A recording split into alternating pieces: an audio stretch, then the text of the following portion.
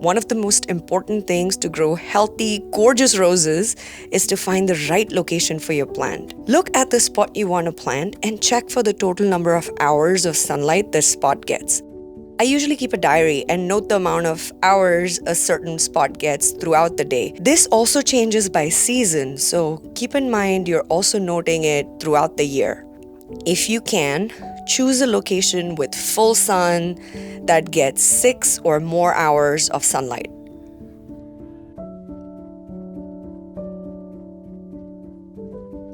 There are some roses that can be planted in partial shade, and my garden is a great example of this.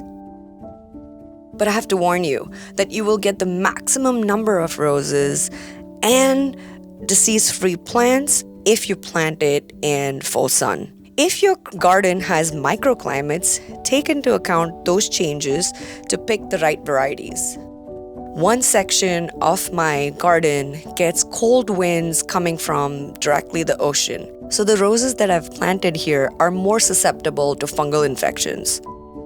Depending upon the location you have picked, pick the right variety for the location. There are various varieties that you can plant for sun, shade, climbing, pots, and even hedges.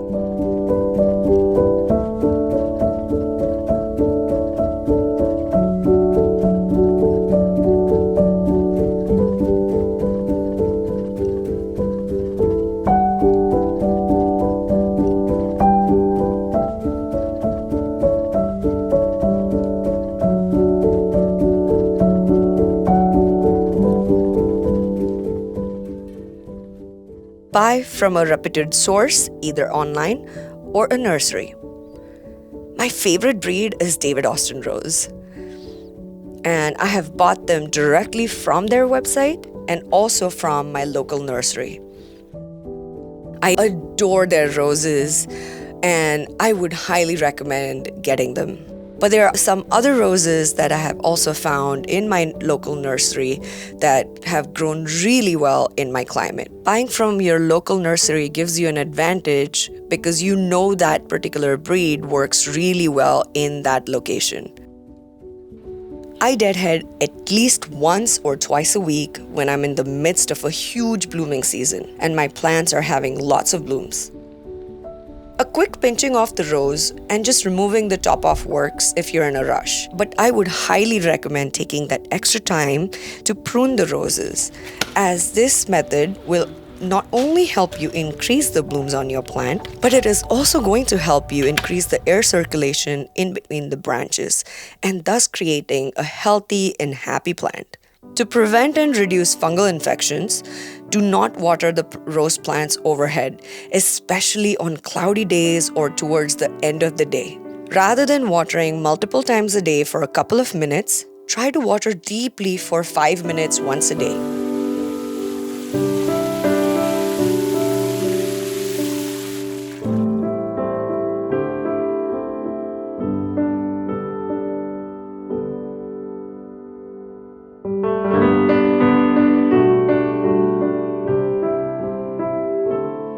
I would highly recommend looking into an automatic drip irrigation system for the roses. It not only saves you time, but is also better for the environment as there is less water wastage. It also helps reducing infections as it doesn't splash water on the leaves and is directly watering the base and hence the roots of the rose plant.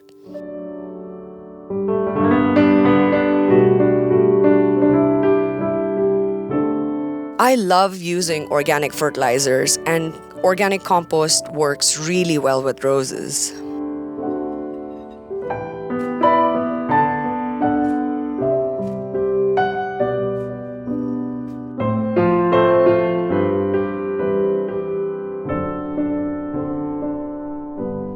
Recently, I started using alfalfa pellets for the first fertilization in early spring. Make sure these pellets do not have any additives in them.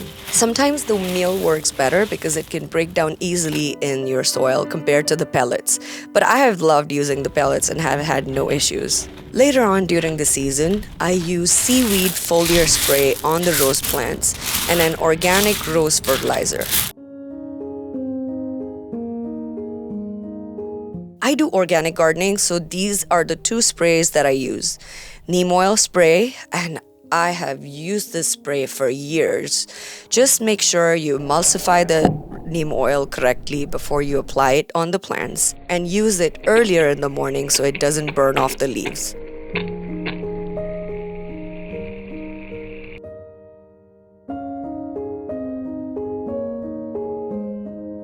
And the second one is copper fungicide that I use in addition to neem oil because one of my rose varieties was getting a lot of powdered mildew, and this helped tremendously with it.